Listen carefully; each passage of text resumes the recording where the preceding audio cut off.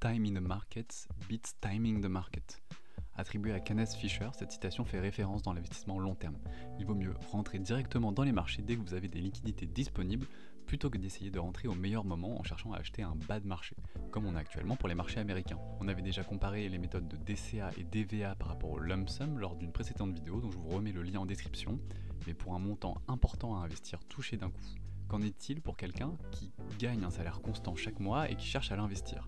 Doit-il essayer de timer le marché? C'est ce que nous allons voir tout de suite.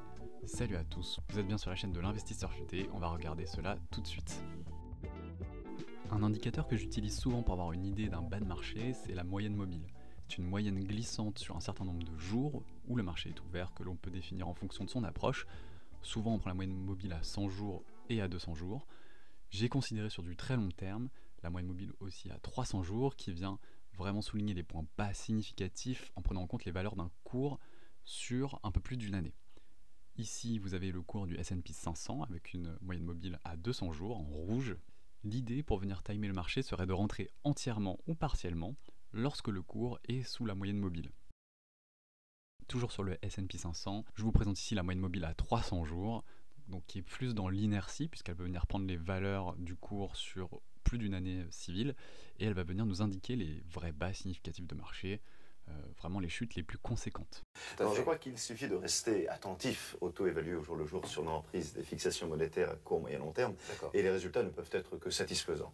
J'ai considéré un individu, notre ami, Donc moi j'ai pas d'amis, monsieur Bourdin, qui a 1000 € par mois à investir depuis 2006. Il est payé le 28 de chaque mois et il suit une première logique de timer le marché. Tant que le marché est au-dessus des moyennes mobiles 100, 200, 300 jours, il n'investit pas et garde son argent, ses liquidités, avec pour objectif de rentrer dans un meilleur moment, lorsque les cours seront peut-être plus bas. Ensuite, il va rentrer sur les marchés en suivant le schéma suivant.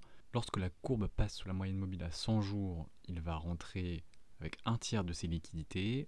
Lorsque le cours passera en dessous de la barre de la moyenne mobile à 200 jours, il investira les 2 tiers de ses liquidités. Et enfin, si le cours passe en dessous de la moyenne mobile 300 jours, il investit la totalité de ses liquidités. Petite précision, si jamais le cours passe en dessous de la moyenne mobile à 100 jours, remonte au-dessus, puis repasse en dessous de la moyenne mobile à 100 jours, notre ami n'investira qu'une seule fois, lors du premier franchissement de la moyenne mobile à 100 jours, avec un tiers de ses liquidités.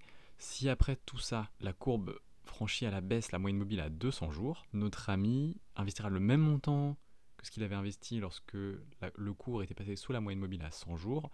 Pour chiffrer, si après sa paye, notre ami a 3000 € de liquidité, si le cours passe en dessous de la moyenne mobile à 100 jours lors de ce mois-ci, il va investir 1000 €. Si un peu plus tard, le cours passe sous la moyenne mobile à 200 jours, il investira à nouveau 1000 €. Il n'investira pas les 2 tiers des 2000 € restants après le premier investissement. Sur les presque 20 ans sur lesquels nous regardons le cours du S&P 500, notre ami a investi 226 000 €, ce qui est déjà une très belle somme. Mais voyons voir ce qu'il obtient en investissant en suivant le schéma précédent sur les moyennes mobiles. On voit qu'il obtient, en suivant la méthode décrite précédemment sur les moyennes mobiles, un total investi de 655 000 €. C'est excellent, il a presque multiplié son capital par 3 par rapport à s'il n'avait pas investi. L'heure de se réveiller, Monseigneur, il est 8 h. Avec ça, il commence vraiment à être tranquille, bien investi. Il peut en obtenir du 7% net d'impôts par an. Attention, c'est en moyenne, en considérant que les marchés ont un retour à l'avenir aussi bon que dans le passé, ce qui lui amènerait approximativement 46 000 € de revenus complémentaires par an net d'impôts.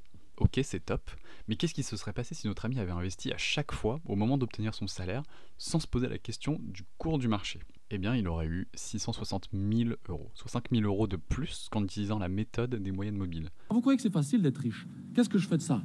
Hein? Ça me prend toute la poche, moi je le pose là, j'en ai marre. Voilà. Hop là. Buffet à volonté, vous vous servez, moi ça me fera les vacances. Alors j'ai pris en compte que lorsque notre ami avait des liquidités non investies, elles étaient investies dans le livret A. En faisant cela, notre ami monte, avec la méthode des moyennes mobiles, à 658 000 €. C'est toujours insuffisant pour battre l'investissement direct sans se poser de questions. J'ai également tenté avec d'autres méthodes plus simples de moyennes mobiles. Par exemple, avec sous la moyenne mobile à 100 jours, on investit tout, sinon on garde tout. Ou sous la moyenne mobile à 200 jours, on investit tout, et sous la moyenne mobile à 100 jours, on investit que la moitié.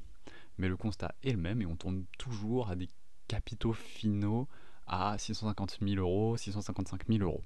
Donc ces méthodes ne permettent pas de faire mieux qu'un investissement simple, régulier, finalement, un DCA, avec les salaires qu'on touche. Alors personnellement, j'étais assez surpris de ce résultat. Je pensais qu'on pouvait un peu optimiser notre entrée en utilisant les moyennes mobiles, et en fait, quand on regarde la courbe du S&P 500, on voit que par exemple, sur la période 2009 à 2018, on a eu relativement peu de bas de marché. Donc on accumule plutôt que d'être sur le marché, mais c'est un problème. Si on regarde la troisième baisse sur cette période, au lieu de rentrer progressivement entre 2012 et 2014, on rentre relativement peu sur le marché et on attend une chute entre 2015 et 2016 pour rentrer vraiment sur le marché. Mais la chute reste à des niveaux qui sont supérieurs au prix du marché entre 2012 et 2014. Donc schématiquement, on attend pour rentrer à des niveaux qui restent plus hauts que si on était rentré progressivement.